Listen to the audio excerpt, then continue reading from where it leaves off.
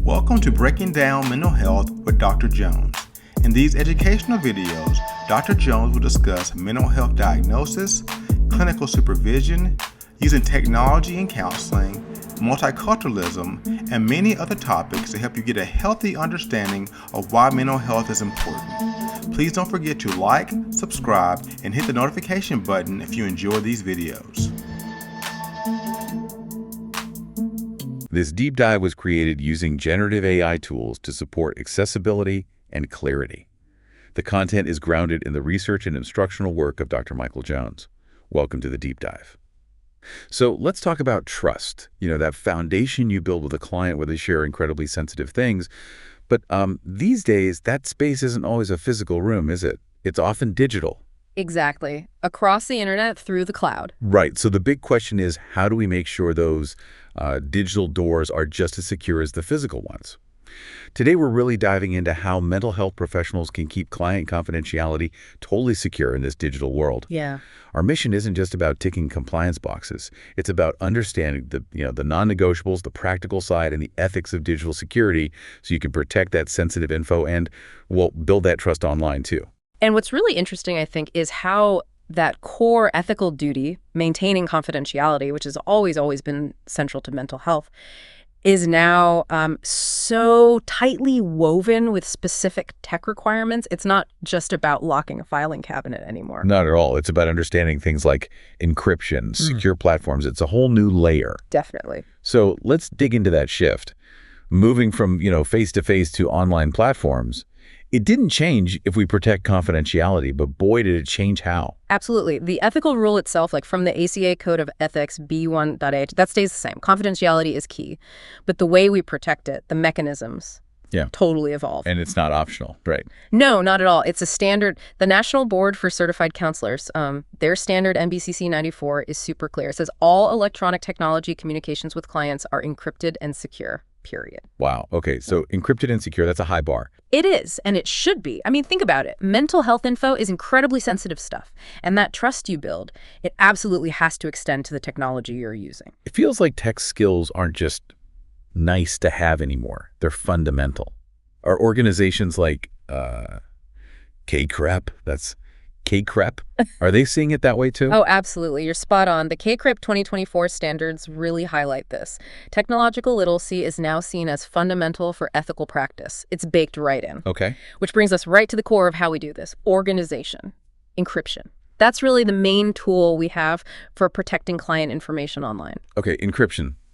But we don't all need to become cybersecurity experts overnight, do we? I mean, ACA H2D says use current encryption standards.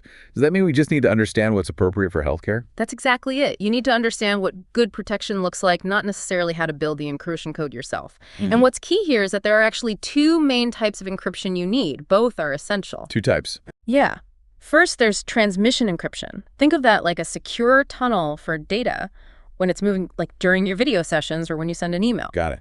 Data in motion. Right. And then there's storage encryption. That protects data when it's just sitting there, data at rest, like on a server, your computer, or in backups. And NBCC 94, it requires both for all electronic client communication. So you can't just encrypt the video call. You also have to encrypt where you store the notes about the call. Both. Always. And we're talking about really strong stuff. How strong are we talking? Well, the current strong standards are things like TLS 1.3 for transmission and AES 256 for storage.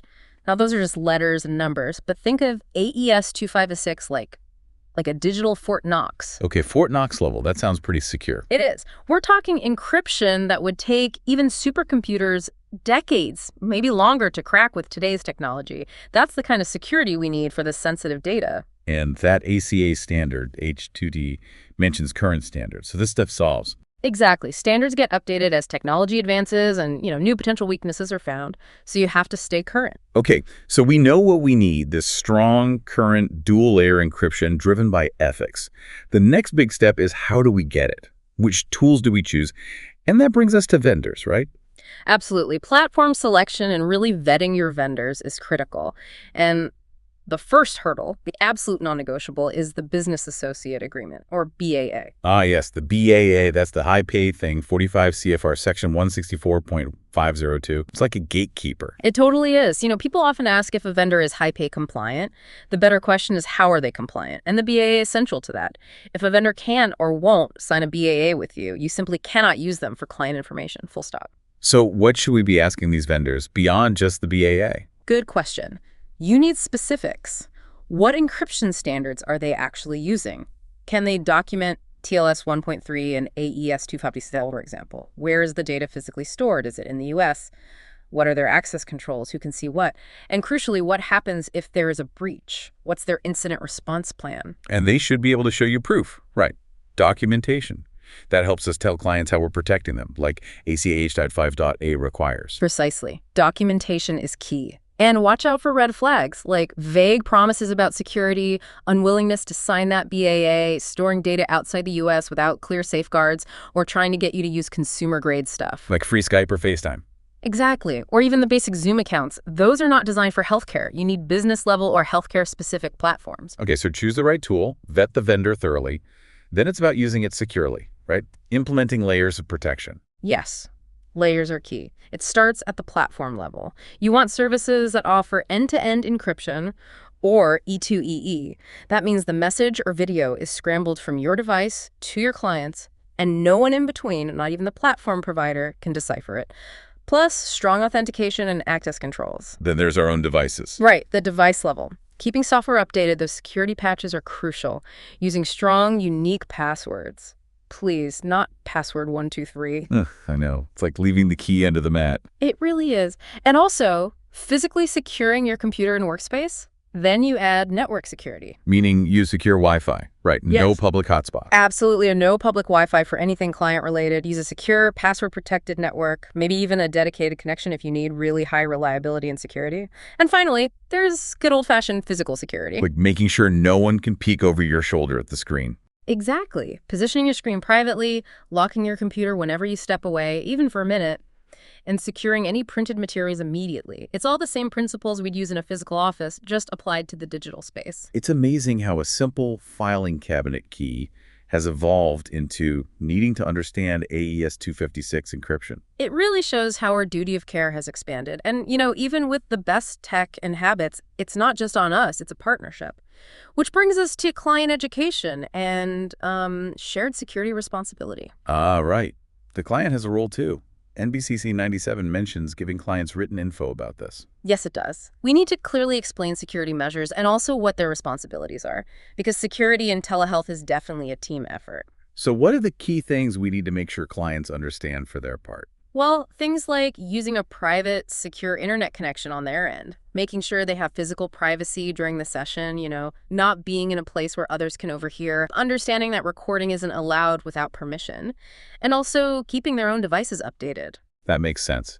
And explaining all this, maybe as part of the informed consent process like ACA H4A suggests, actually builds trust, doesn't it? It shows you're taking it seriously. It absolutely builds trust. It's not just about avoiding trouble. It helps build that reputation for safety and care. Which leads nicely into documentation. Yeah. Why is documenting all these choices and steps so important on top of everything else we have to track? It's a fair question. Documentation does a few things. One, it shows you're meeting your ethical and legal duties. Two, if something does go wrong, it's your evidence of having taken reasonable care. And three, honestly, it helps you stay organized and improve your own processes over time. So what kinds of things should we be documenting? Things like why you chose a particular platform, records of the client education you provided, details of any security incidents, even minor ones, and any ongoing training you do. And importantly, integrating this info with your clinical records, as ACA H.5A points out, keeps it all together. Okay. Now, the uncomfortable part. What if something does go wrong? Incident response.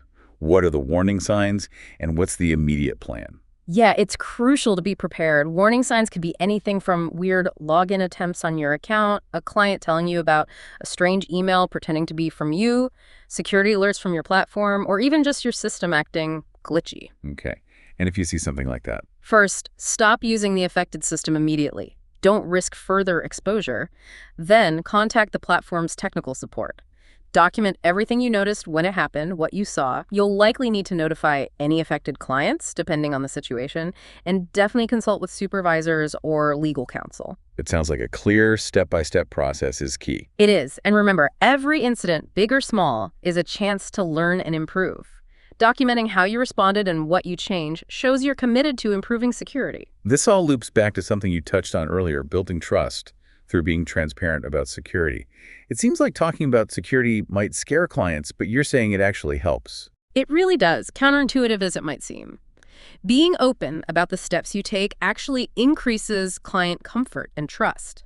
They often already have concerns about online privacy. Addressing it head-on shows competence and care. So what's a good way to frame it for clients? Keep it clear and reassuring. Emphasize that their privacy gets the same level of protection online as it would in person.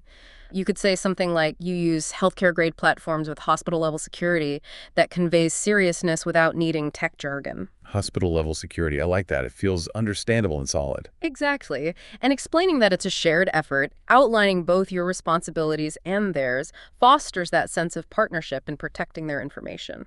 So, looking at the big picture, all these layers, the encryption, the vendor checks, the client education, it's not just a technical exercise. It's really about translating those fundamental ethics of confidentiality and trust into our digital practice. The choices we make about technology directly impact the integrity of the therapeutic relationship itself. Well said. And as you, our listeners, think about today's deep dive, maybe consider these questions. First, how might knowing about specific encryption standards, like TLS 1.3 and AES 256, influence how you look at the technology platforms you're using now or might use in the future? And second, thinking about that shared security responsibility with clients, are there any elements you might want to strengthen or make clearer in your own informed consent process going forward? Thank you for joining us on this deep dive into digital security protocols. We hope you feel more equipped and confident in protecting sensitive information and upholding trust in your practice.